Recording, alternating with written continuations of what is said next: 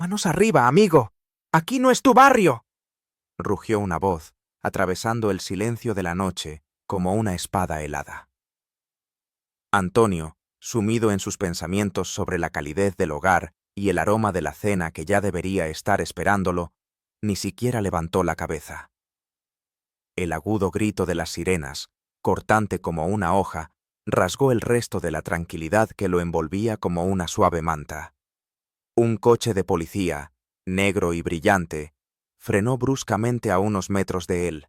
Los neumáticos chirriaron sobre el asfalto caliente, dejando tras de sí un hedor a goma quemada. Dos oficiales, jóvenes, fuertes y llenos de energía, saltaron del vehículo. Sus ojos, fríos y penetrantes como los de un depredador, se posaron instantáneamente en él, atravesándolo con la mirada. Lo más interesante viene ahora. Déjanos un comentario con la ciudad o el país desde donde nos escuchas. Y no olvides suscribirte y dejar un like. Muchísimas gracias por tu apoyo. Que disfrutes la música. Manos arriba, amigo. Aquí no es tu barrio. Repitió la misma voz, perteneciente a un oficial alto con una mandíbula cuadrada que parecía esculpida en piedra y un tono burlón que no presagiaba nada bueno. Sus palabras, como un latigazo, resonaron por la tranquila calle, atrayendo la atención de los escasos transeúntes. Antonio sintió cómo su corazón se encogía. Era una sensación familiar. Recordó cómo una vez, cuando solo tenía 17 años, lo detuvieron en la esquina de una calle mientras regresaba de la biblioteca. Los oficiales registraron su mochila, vaciando todos sus libros sobre la acera sucia, y se rieron de sus intentos de explicar que solo estaba estudiando. Ese frío miedo, esa humillación de tener que probar su inocencia solo para existir, todo eso volvió a inundarlo. Pero ahora era otra persona. Era un juez federal, un hombre que impartía justicia. Y, sin embargo, ese viejo miedo, grabado en su memoria, regresó por un instante. Solo después, cuando sus manos ya estaban sobre el capó frío y brillante de un BMW gris, y las frías y metálicas esposas aprisionaban sus muñecas con un característico clic, Antonio pudo realmente comprender lo que había sucedido. Solo ahora, a través del velo del shock, escuchó la risa despreocupada de los niños en el parque, que continuaban jugando, sin entender qué pasaba con el tío de la camisa arrugada. Sus voces alegres, llenas de felicidad, parecían un disonante contraste con lo que sucedía. Solo ahora recordó el mensaje de su única hija, Clara, que no había tenido tiempo de leer. «Papá, ¿ya vienes? Mi unicornio casi está listo». Ese mensaje, lleno de inocencia infantil y expectativa, atravesó su corazón con un dolor agudo, haciéndole darse cuenta de toda la absurdidad e injusticia de la situación. Lo rodearon en cuestión de segundos. El aire a su alrededor se espesó, impregnado del olor a ozono tras el frenazo y un ligero, apenas perceptible aroma a sudor de los oficiales, mezclado con su colonia. Antonio levantó lentamente las manos. Su mirada era serena, casi analítica, como si estuviera evaluando la situación en lugar de ser su víctima. Vio en los ojos de los oficiales no solo sospecha, sino algo más profundo, un prejuicio arraigado que parecía estar escrito en sus rostros, como si el tiempo lo hubiera grabado. Era ese mismo prejuicio con el que él mismo había luchado toda su vida, y que, para su amarga sorpresa, ahora se volvía en su contra. «Ese coche es mío», dijo Antonio en voz baja. Sintió cómo sus palabras, simples y veraces, se estrellaban contra una pared invisible pero impenetrable de su prejuicio. Para los policías, sus palabras solo aumentaron las sospechas. Lo empujaron bruscamente hacia el coche. Las esposas se cerraron con un clic metálico y lo arrastraron hacia el vehículo patrulla. Antonio sintió el frío del metal en sus muñecas, pero su rostro permaneció impasible. Sabía que lo más importante ahora era mantener la calma. Cada nervio en su cuerpo estaba tenso como una cuerda. Algunos transeúntes observaban en silencio. Sus rostros expresaban curiosidad y desaprobación. Otros sacaban sus teléfonos para grabar lo que ocurría, como si fuera un espectáculo más. «Otro ladrón atrapado», murmuró alguien de la multitud, y esas palabras, como astillas afiladas, se clavaron en el alma de Antonio. Lo escuchó, y en su interior se levantó una ola de amargura, ardiente como ácido. Él, un hombre que dedicó su vida a la justicia, ahora se había convertido en víctima de un juicio injusto. El oficial, al notar que lo estaban grabando, sonrió con desdén. Sus labios se estiraron en una cruel mueca y dijo en voz alta para que todos escucharan: «Si vas a robar, al menos aprende a lucir rico». En el aire resonó una risa cruel y humillante que parecía dirigida personalmente a él. Esa risa se grabó en la memoria de Antonio como una marca. 20 años, pensó Antonio, como un eco. 20 años construyendo mi reputación, luchando por la justicia en las salas del tribunal, dictando sentencias, defendiendo a los inocentes. Y ahora, con una sola mirada, una camisa arrugada, y soy de nuevo el mismo chico al que detienen en la calle sin razón. Mi toga, mi autoridad, todo se ha desvanecido en un instante. No ven a un juez, ven un estereotipo, un conjunto de prejuicios que ellos mismos han creado.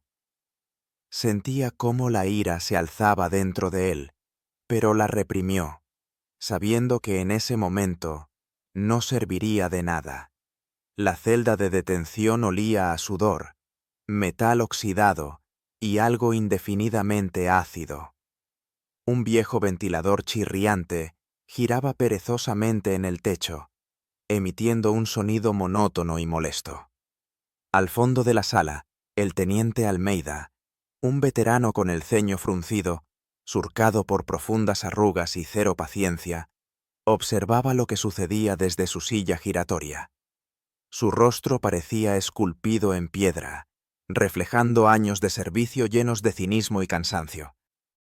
Almeida había creído alguna vez en la justicia, en los ideales, pero los años de rutina, los casos interminables y el constante enfrentamiento con la bajeza humana lo habían vuelto insensible e indiferente. Recordaba cómo su esposa le había dicho una vez que se había vuelto diferente, que sus ojos se habían apagado, y eso lo había quebrado. Veía en cada detenido solo un número más en el informe, un problema más que había que resolver rápidamente y que le robaba su tiempo precioso. ¿Otro por intento de robo?, preguntó Almeida sin levantar la vista de los papeles. Sí, señor. Dice que es su coche, pero no tiene documentos, respondió uno de los agentes, el mismo de mandíbula cuadrada, conteniendo una sonrisa. ¿Y el acento?, inquirió Almeida, finalmente levantando la mirada. Latinoamericano, muy marcado, respondió el agente, con un leve desdén en la voz. El teniente levantó una ceja. Sus labios se torcieron en una sonrisa burlona. Entonces, probablemente esté mintiendo. En su voz no había ni una sombra de duda, solo una convicción arraigada. Antonio, aún con las manos esposadas, fue sentado en una silla frente a ellos. Nadie le ofreció agua, nadie le explicó sus derechos. Solo miradas sospechosas que parecían penetrar en su alma, tratando de encontrar confirmación a sus juicios sesgados. Antonio sentía cómo su dignidad intentaba ser pisoteada lenta, pero inexorablemente. «¡Nombre!», ordenó el teniente. Su tono era agudo, no tolerante a objeciones. «Antonio Herrera», respondió Antonio. Dentro de él, una tormenta hervía, pero se obligaba a mantenerse tranquilo. Sentía cómo su orgullo, su trabajo de años, su estatus, todo intentaba ser borrado de un solo golpe. Recordó las palabras de su mentor, el viejo juez Ricardo. En la sala del tribunal, tu principal arma es tu calma y tu lógica. Las emociones son el enemigo. Se aferró a esas palabras como a un salvavidas. ¿Profesión?, continuó Almeida, con un tono claramente burlón. Juez federal, respondió Antonio.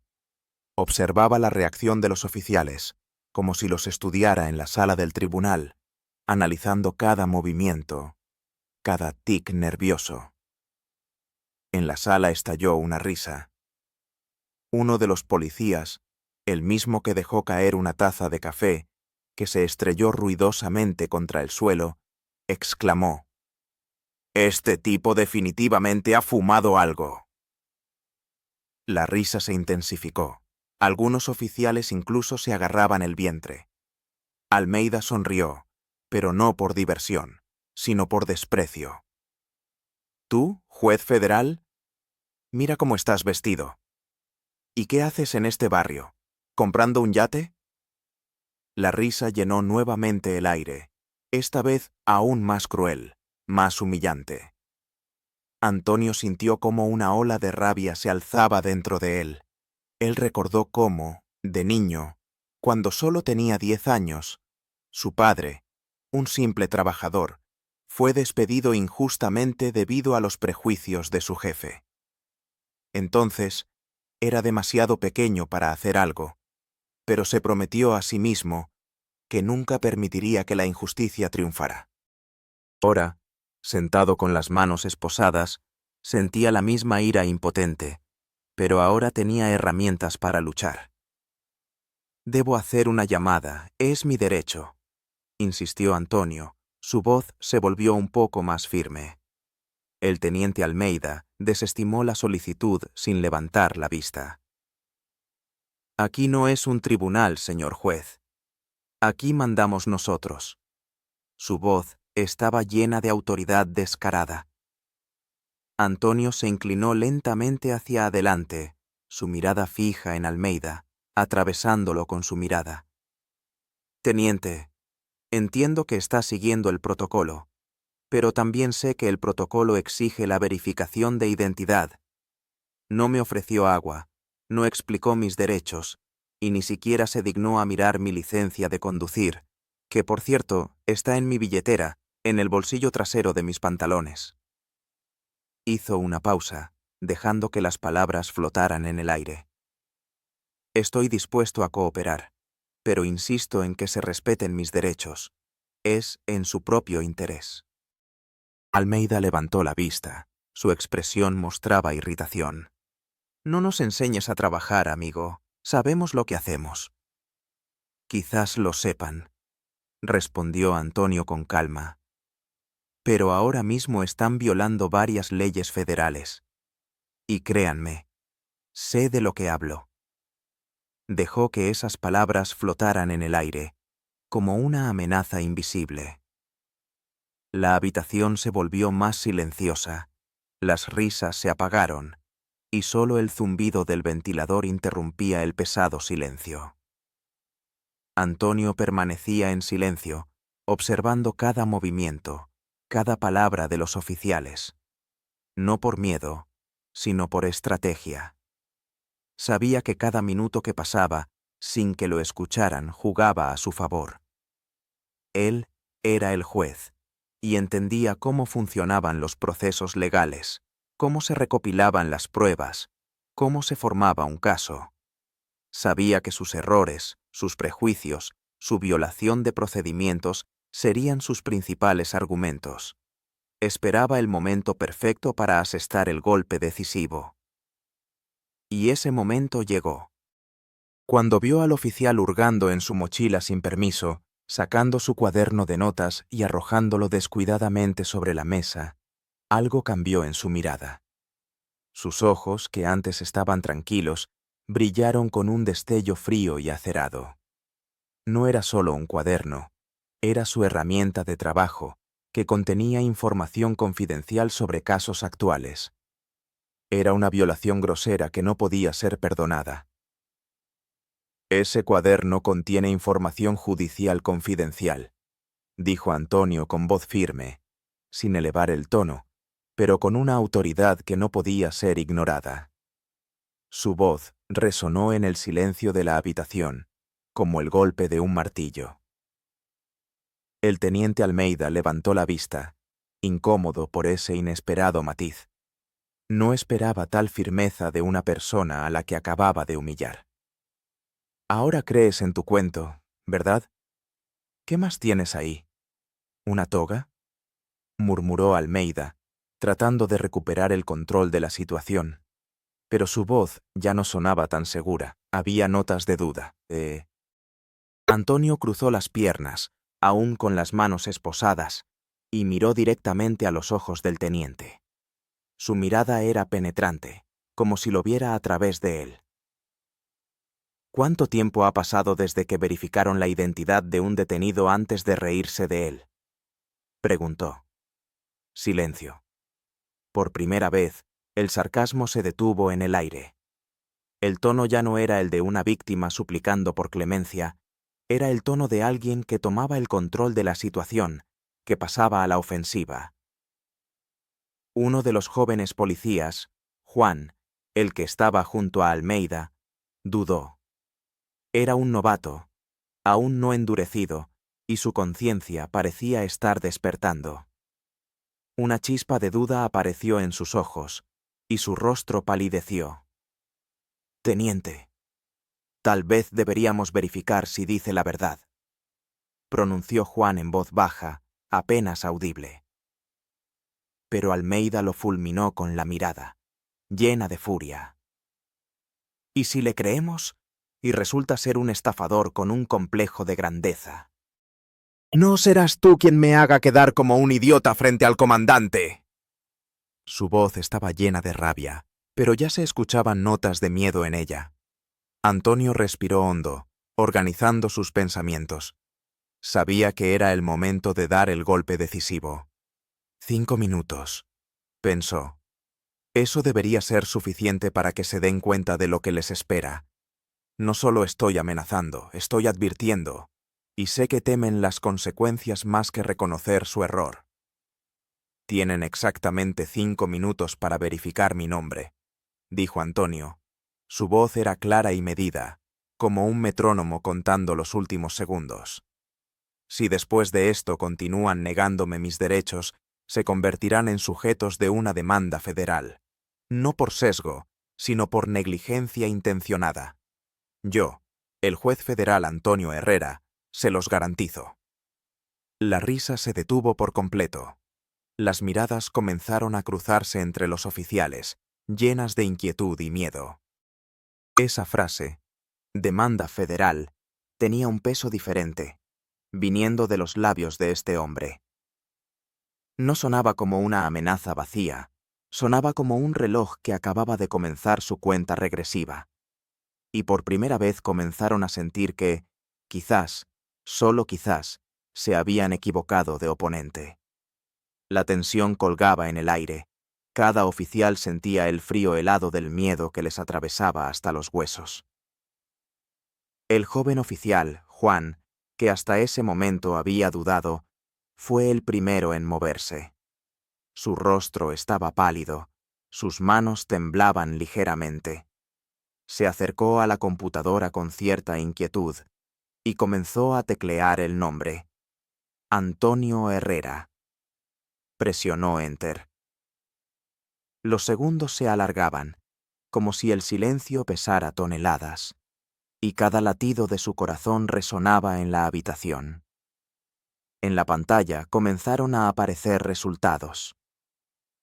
Al principio, nada parecía importante, pero de repente una línea de texto hizo que su rostro se pusiera aún más pálido y sus ojos se agrandaran de terror.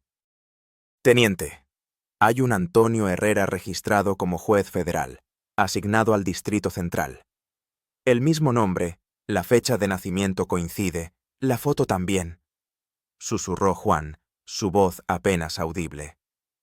Almeida se levantó de golpe de la silla derribándola con estruendo. ¿Qué dijiste?, gritó.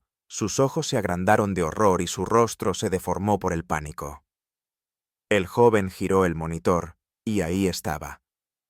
La fotografía de Antonio, vestido con una toga negra, prestando juramento ante el tribunal.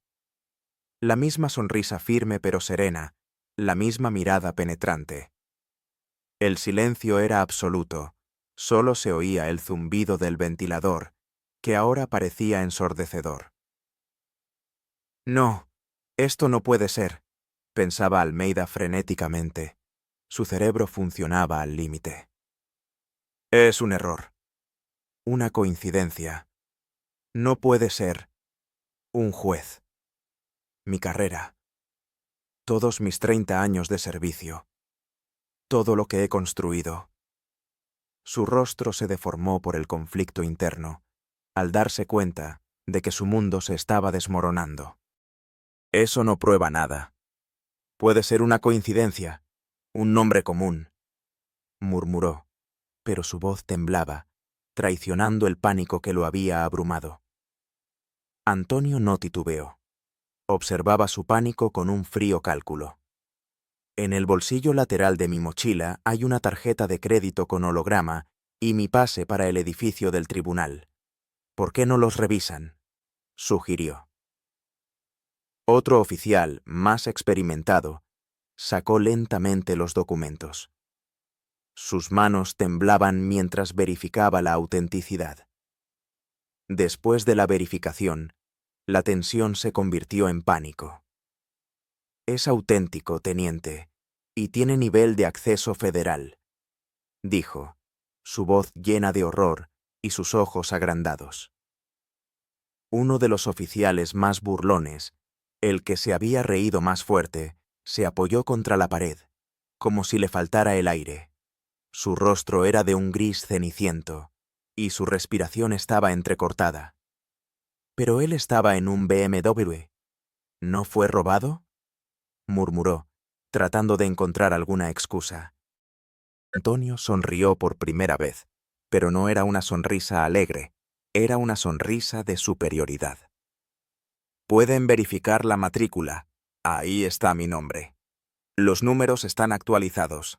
Y si revisan las cámaras del centro comercial, verán que entré por la puerta principal, saludando al portero, que, por cierto, me conoce, e incluso bromeé con él sobre fútbol. Cada frase era otra piedra cayendo sobre la torre de prejuicios que habían construido, desmoronándola hasta los cimientos.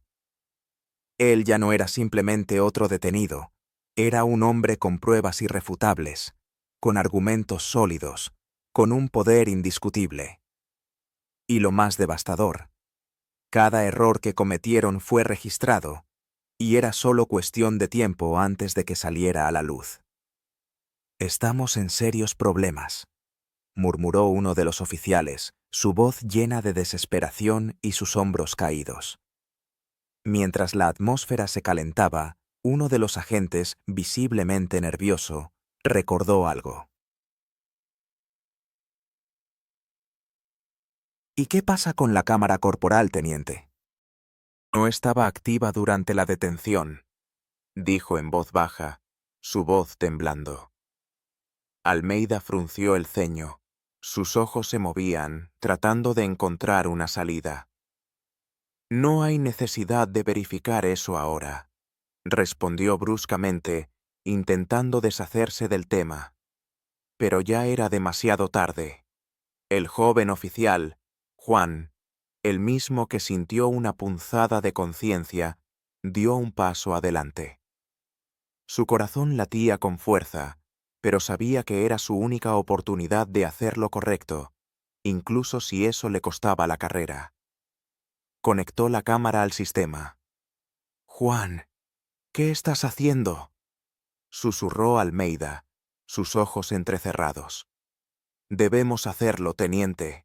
Es protocolo», respondió Juan, su voz temblando, pero no retrocedió. Presionó el botón. En la pantalla apareció el video de la detención con un sonido nítido. Se escuchó un leve crujido, luego la voz de un oficial, distorsionada por el altavoz, pero clara. Allí estaban todos los comentarios sarcásticos, burlas, risas, y lo más serio, el momento exacto en que uno de los oficiales abrió la mochila de Antonio sin orden ni consentimiento. «Esto es un registro sin causa suficiente», murmuró Antonio, mientras todos observaban, ya sin ocultar su incomodidad. Sus rostros estaban llenos de vergüenza y horror. En el aire se podía sentir un miedo que parecía palpable. El video también mostró algo que ninguno de ellos había notado. El reloj de Antonio, un modelo exclusivo con una grabación personalizada en la parte posterior. «Gracias por tu justicia, papá. Clara». Un regalo de su hija, un símbolo invaluable de su conexión, algo que nadie en su sano juicio robaría o guardaría con tal nivel de detalle emocional. Pero el golpe final llegó cuando el mismo video captó a un testigo intentando acercarse durante la detención. Un hombre con uniforme de seguridad privada, que se escuchó diciendo: «Él es un cliente del edificio, tiene una tarjeta de acceso». Pero su voz fue ignorada, lo empujaron literalmente. «¿Y por qué no se mencionó a este testigo en el informe?», preguntó Antonio, ya sin alzar la voz, pero sus palabras sonaron como un veredicto que no podía ser revocado. Nadie respondió. Los policías intercambiaron miradas, como si estuvieran sobre hielo delgado que a punto de romperse. El teniente Almeida intentó cerrar la ventana del video, pero el joven oficial Juan lo detuvo. «No podemos ocultarlo, ya está en el sistema. Y si él presenta una queja, lo primero que revisarán será este archivo», dijo Juan, su voz firme como el acero. Antonio se levantó lentamente, aún con las manos esposadas. «¿Todavía piensan que el problema soy yo?», preguntó, mirando uno a uno a aquellos que lo habían humillado. Su mirada estaba llena de no ira, sino de una profunda decepción que parecía penetrar en el alma misma. Y en ese momento, el miedo cambió de dirección. Pasó de Antonio a quienes lo habían detenido. Antonio se puso de pie. Ya no era un detenido, no era un sospechoso. Era un hombre que, segundo a segundo, recuperaba no solo su libertad, sino también su dignidad. El silencio en la sala pesaba más que cualquier sentencia. Todos sabían que habían cruzado una línea, pero nadie se atrevía a decirlo en voz alta. ¿Saben qué es lo más triste?, comenzó Antonio con una voz clara que parecía penetrar en el alma. Hizo una pausa, permitiendo que sus palabras se asentaran en el aire, como polvo. No es que me hayan esposado sin pruebas, no es que se rieran de mi acento o de mi ropa, es que ya no me sorprende. La verdadera devastación proviene de la realización de que si no tuviera este puesto, si no fuera juez federal, ahora estaría sentado en una celda, esperando una llamada que quizás nunca llegara. Mi historia es solo una de miles, quizás millones de casos en los que personas inocentes sufren por los prejuicios ajenos y la ceguera sistémica. Lo he visto en mi tribunal innumerables veces, pero nunca pensé que yo mismo estaría al otro lado de las rejas. Y lo más aterrador es que ustedes, las personas encargadas de defender la ley, se han convertido en parte de esta ceguera. Los oficiales bajaron la mirada. Algunos fingían leer documentos, otros simplemente tragaban. Sus rostros estaban pálidos. Almeida, quebrantado, con los hombros caídos, parecía como si todo el mundo le hubiera caído encima. «¿Qué he hecho?», pasó por la cabeza de Almeida. Sus pensamientos se agitaban como bestias acorraladas. 30 años de servicio. ¿Todo por esto? Mi esposa ha dejado de hablarme, mis hijos evitan mi mirada. Siempre me he justificado diciendo que el sistema es así, que no se puede hacer de otra manera, pero él demostró que se puede. Demostró que simplemente fui un cobarde. Me he convertido en aquello que una vez desprecié. ¿Y cuántos más hay ahí afuera? ¿Cuántos han sido detenidos por cómo lucen, por cómo hablan, porque no pueden defenderse con títulos y credenciales? Antonio se volvió hacia todos. Hoy se equivocaron no porque no supieran quién soy. Se equivocaron porque no les importaba saberlo. Porque decidieron, como lo hacen cada día, que con ciertas personas no vale la pena verificar nada. No vieron a un ser humano, sino un conjunto de estereotipos. Uno de los agentes mayores murmuró, su voz llena de justificaciones. Simplemente seguimos los protocolos. Antonio lo miró fijamente. Los protocolos no humillan. Eso lo hacen las personas que deciden cómo aplicarlos. Los protocolos son herramientas, pero en manos de quienes siguen ciegamente los prejuicios, se convierten en armas. Y hoy las usaron como armas. Luego se dirigió hacia la salida, aún con las esposas puestas. Un joven oficial, Juan, el mismo que activó la cámara, se acercó y, temblando, le quitó las esposas. «Lo siento, señor Herrera», susurró Juan, sus ojos llenos de sincero arrepentimiento y su rostro expresando un profundo dolor. Antonio no respondió, solo lo miró a los ojos, no con odio, sino con una profunda decepción. Y en ese gesto estaba el verdadero veredicto, que dejó en el alma del joven oficial una huella profunda e imborrable. Después de que le quitaron las esposas, Antonio sintió como la sangre volvía a fluir hacia sus muñecas. Se las frotó, tratando de deshacerse de la sensación de frío y presión. Salió de la comisaría, y el aire fresco de la noche le pareció el más puro y libre que jamás había respirado. Pero esa libertad era amarga. Le esperaba su BMW, que parecía ser el único testigo de su humillación. Se sentó al volante, y sus manos, que apenas habían estado atadas, apretaron firmemente el volante.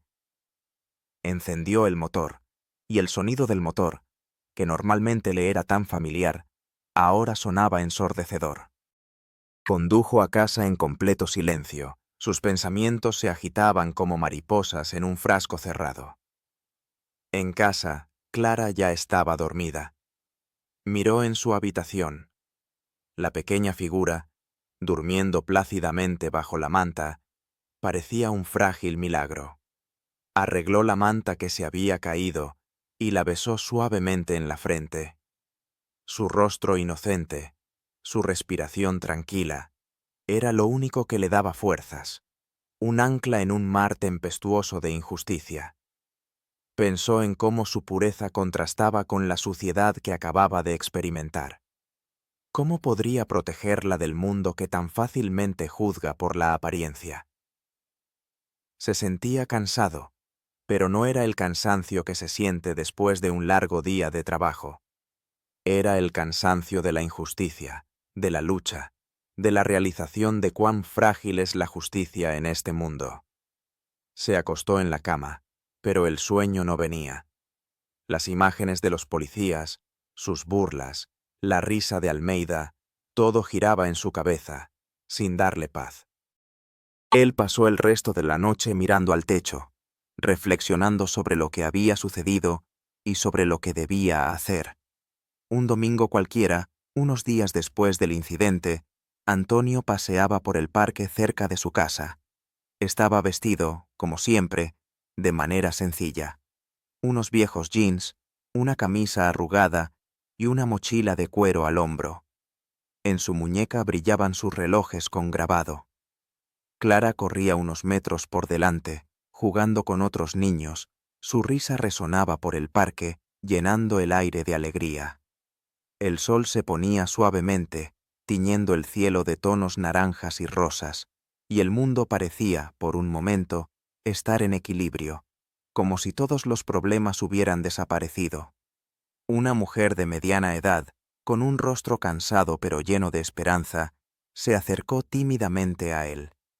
Sus ojos estaban rojos de llanto, pero en ellos ardía una chispa de determinación que parecía capaz de derretir el hielo. Ella lo reconoció.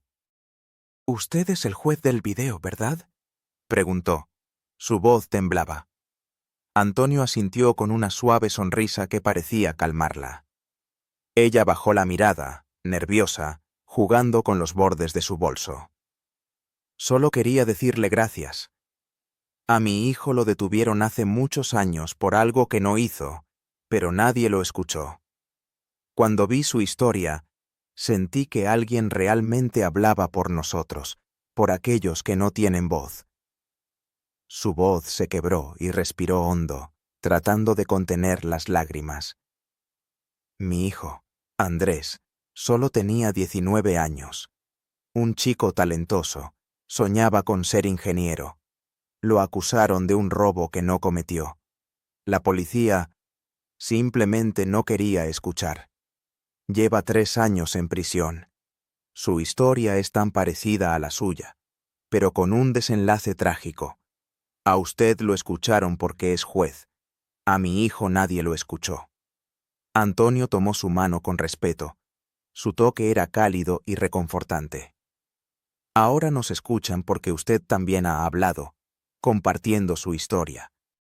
Cada una de estas historias, cada intento de ser escuchado, crea una ola de cambios. Su valentía inspirará a otros. Regresó a casa, pero ya no podía alegrarse. Las palabras de la mujer resonaban en su cabeza. A usted lo escucharon porque es juez. A mi hijo nadie lo escuchó. Recordaba su experiencia, la humillación, el miedo, su victoria personal, que parecía tan significativa, ahora se sentía incompleta, inacabada. Sentía sobre sí la responsabilidad de aquellos que no podían hablar por sí mismos, que estaban aplastados por el sistema que él había jurado proteger. Clara vio que su padre estaba preocupado por algo. Se acercó a él, su pequeña mano se posó en su rodilla, como tratando de consolarlo. «Papá, ¿ayudaste a esa mujer?», preguntó Clara. Sus ojos estaban llenos de una sabiduría infantil que parecía penetrar en el alma misma. Antonio respiró hondo. «Solo he comenzado, querida. Su hijo, Andrés, está injustamente en prisión. Su historia es muy parecida a la mía, pero él no tuvo la suerte que tuve yo. Debo ayudarlo, para que su historia no se repita, para que no lo rompan». Clara lo abrazó con fuerza. «Sé que puedes, papá. Tú eres juez». Esta conversación sentó las bases para el siguiente paso de Antonio. Se dio cuenta de que su lucha no había terminado. Apenas comenzaba. Sentía que su vida había adquirido un nuevo sentido, una nueva dirección. Antonio no durmió en toda la noche. Se sentó en su oficina, rodeado de libros de derecho que parecían mirarlo desde los estantes. Leía sobre el caso de Andrés, cada palabra, cada letra. Solicitó todos los documentos, los protocolos de interrogatorios, las grabaciones de las cámaras de seguridad. Comenzó su propia investigación, utilizando sus contactos y conocimientos adquiridos en 20 años de servicio. Se sentía como un detective que busca la verdad en un laberinto de mentiras. Los primeros pasos fueron difíciles, como si estuviera atravesando una densa niebla. Revisaba antiguos informes policiales, en los que había muchas incongruencias. Los testimonios eran contradictorios, y las pruebas parecían haber sido recolectadas apresuradamente, como si alguien quisiera cerrar el caso lo antes posible. Él sentía el olor de la parcialidad que impregnaba cada página, cada línea. Se dirigió a sus colegas jueces, pero se encontró con la burocracia y el escepticismo, como si hubiera chocado contra una pared invisible. «Antonio, eres juez federal. No nos metemos en asuntos de la policía. No es nuestro trabajo», le dijo uno de sus viejos conocidos, el juez Martín, acariciando su barba canosa, que parecía simbolizar su conservadurismo. «El caso ya está cerrado, y nadie quiere revisarlo. Esto podría crear un precedente que no necesitamos».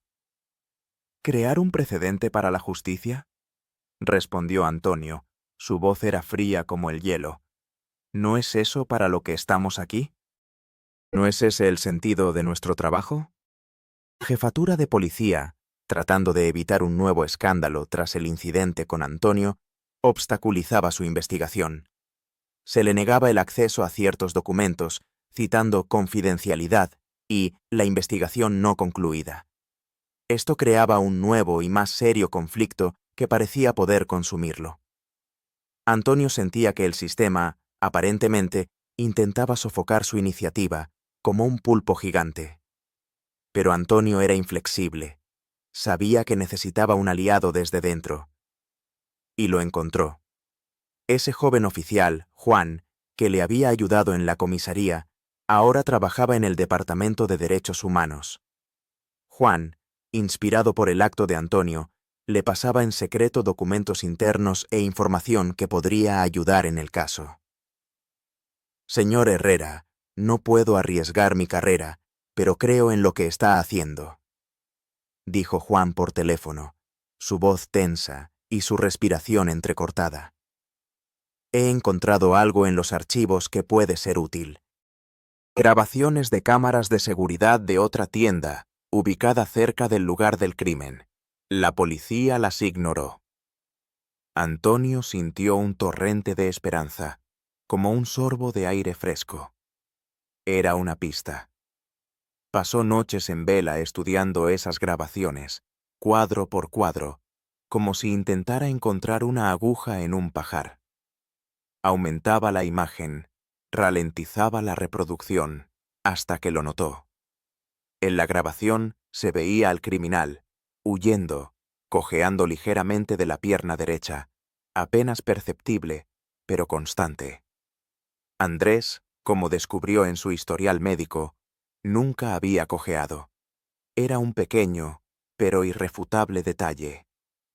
Luego, al revisar las grabaciones de otra cámara, ubicada en la esquina de la calle, notó que el criminal llevaba una chaqueta inusual con un logo brillante del club de béisbol local, que Andrés, un ávido fanático del fútbol, nunca habría usado. Estos dos detalles parecían gritar la inocencia de Andrés. Antonio reunió todas las pruebas, construyendo su defensa con cuidado, como un arquitecto que edifica una fortaleza inexpugnable. Logró que se revisara el caso de Andrés. Era sin precedentes, algo que no sucedía en décadas. Él mismo se ofreció a ser su abogado, utilizando su autoridad y reputación para atraer la atención pública al caso. Las noticias sobre la nueva audiencia se difundieron rápidamente, atrayendo a periodistas y defensores de derechos humanos de todo el estado. La sala del tribunal estaba llena. El aire estaba electrificado por la expectativa, como antes de una tormenta. La familia de Andrés se sentó en la primera fila, sus rostros llenos de esperanza y miedo, y sus ojos fijos en Antonio. Andrés, pálido pero con un destello de esperanza en sus ojos, se sentó junto a Antonio, sus manos temblando. La madre de Andrés tomó sus manos entre las suyas, como si temiera que él desapareciera de nuevo, y el padre, un hombre robusto que normalmente no mostraba emociones, secaba silenciosamente las lágrimas. Antonio comenzó su intervención con calma, pero su voz sonaba firme y segura, como si estuviera pronunciando un veredicto. No solo utilizaba argumentos legales, contaba una historia. Habló sobre los prejuicios sistémicos que llevaron a esta tragedia. Mostró las grabaciones que probaban la inocencia de Andrés, señalando la cojera del criminal y su chaqueta. Él presentó los testimonios de nuevos testigos que confirmaban su coartada. Este joven, Andrés, fue condenado no por un crimen, sino por cómo se veía, por su origen, dijo Antonio. Su voz temblaba de emoción, pero se mantenía firme como una roca. Se convirtió en víctima de la misma ceguera que enfrenté yo mismo. Pero a diferencia de mí, él no tenía voz, no tenía un estatus que lo hiciera escuchar. Y por eso estoy aquí. Para ser su voz. para mostrar que la justicia no debe depender del color de la piel o de la posición social. El fiscal, un hombre mayor con aspecto cansado, intentó interrumpirlo. Su señoría, la defensa se está alejando del asunto. En absoluto, su señoría, respondió Antonio, volviéndose hacia el juez. La esencia de este caso radica precisamente en el sesgo que llevó a una acusación injusta. Estoy mostrando cuán fácilmente el sistema puede equivocarse cuando se guía por prejuicios y no por hechos. El juez, que había estado escuchando atentamente, asintió. Continúe, señor Herrera. Antonio prosiguió, hablando del dolor de la familia de Andrés, de los años perdidos de su vida, de los sueños destruidos. En la sala del tribunal reinaba un silencio absoluto. El juez que llevaba el caso escuchaba con atención, su rostro era serio y sus ojos no se apartaban de Antonio. Los periodistas tomaban notas frenéticamente de cada palabra. Los jurados, muchos de los cuales eran personas mayores, escuchaban atentamente. Sus rostros expresaban compasión e indignación. Algunos asentían con la cabeza, otros fruncían el ceño, conscientes del peso del error. En ese momento, en la última fila, estaba el teniente Almeida. Su rostro era de un gris ceniciento, y su mirada estaba fija en Antonio. Cada palabra pronunciada por el juez le golpeaba como un martillo sobre un yunque. Veía cómo se desmoronaba su cinismo, cómo se exponía su propia ceguera. Recordó las palabras de su esposa, quien hace muchos años le dijo: «Te has convertido en otra persona, Robert. Tus ojos se han apagado». Entonces, él se había desentendido, pero ahora comprendía que ella tenía razón. Se veía a sí mismo en el espejo, un hombre cansado y amargado que había perdido la fe en la justicia. Sentía cómo la vergüenza le quemaba por dentro y deseaba desaparecer, disolverse en el aire. La resolución llegó rápidamente. Las pruebas eran irrefutables. Antonio logró la absolución de Andrés. No fue solo una victoria legal, sino simbólica. Mostró que el sistema puede cambiar, que incluso los prejuicios más arraigados pueden ser superados. Andrés salió en libertad. Su madre corrió hacia él, abrazándolo con fuerza. Las lágrimas de alegría corrían por sus mejillas, y la risa se mezclaba con sollozos. «Mi niño, mi niño», susurraba ella. Andrés, por primera vez en 3 años, sonrió de verdad. Antonio se reunió con ellos. En sus ojos vio no solo gratitud, sino esperanza. Esperanza de que la justicia es posible, de que el mundo puede ser mejor. Antonio regresó a casa tarde en la noche después del juicio. Clara ya dormía, y él miró silenciosamente en su habitación. La pequeña figura, durmiendo pacíficamente bajo la manta, seguía pareciéndole un frágil milagro. Arregló la manta que se había deslizado y la besó suavemente en la frente. Su rostro inocente y su respiración tranquila se convirtieron nuevamente en su ancla en el mar tempestuoso de la injusticia, lo único que le daba fuerzas.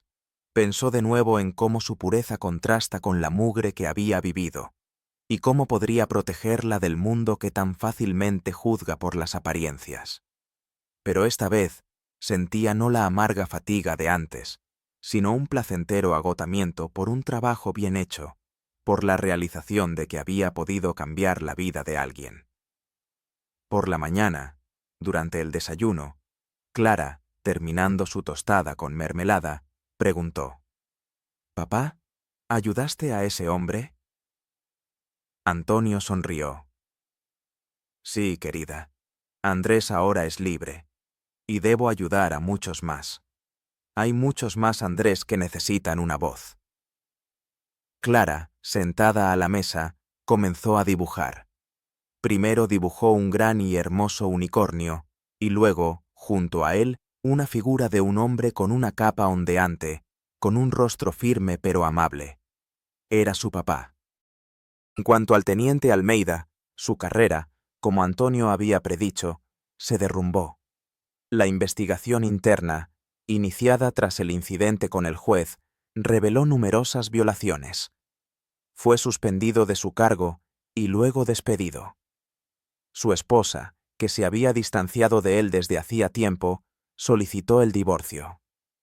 Almeida, quebrantado y solo, intentó encontrar consuelo en el alcohol, pero cada sorbo solo intensificaba su vergüenza y arrepentimiento. Se convirtió en un recordatorio viviente de lo fácil que es perderse a uno mismo, cediendo al cinismo y los prejuicios. Juan, un joven oficial que mostró valentía, por el contrario, comenzó su camino hacia el cambio. Permaneció en el Departamento de Derechos Humanos y se involucró activamente en las reformas. Tuvo que enfrentarse a la resistencia de la vieja guardia, a burlas y sabotajes, pero no se rindió. Se convirtió en la voz de aquellos que dentro del sistema deseaban un cambio, y su carrera, lenta pero segura, comenzó a ascender, convirtiéndose en un símbolo de esperanza para la transformación. La última escena. Antonio está sentado en su oficina. En su escritorio hay una pila de nuevos casos que le han entregado, informes sobre personas detenidas injustamente, cartas de familias que piden ayuda. Las mira, y en sus ojos no hay cansancio, solo determinación. La primera carta es de una anciana, cuyo nieto fue detenido por simplemente estar en una parada en un barrio inapropiado, esperando el autobús. La segunda es de un hombre que perdió su trabajo debido a una acusación falsa basada en rumores. La tercera es de una madre, cuyo hijo fue condenado a una larga pena por un delito menor que cometió su amigo, pero debido a la falta de un buen abogado y al sesgo del sistema, toda la culpa recayó sobre él. Antonio comprende que esta es su nueva misión, su verdadero llamado. Su lucha personal se ha convertido en algo mucho más grande. Se ha convertido en un símbolo de esperanza, la voz de aquellos que eran invisibles. Y está listo para continuar esta lucha, paso a paso, caso por caso, para que el mundo sea un poco más justo.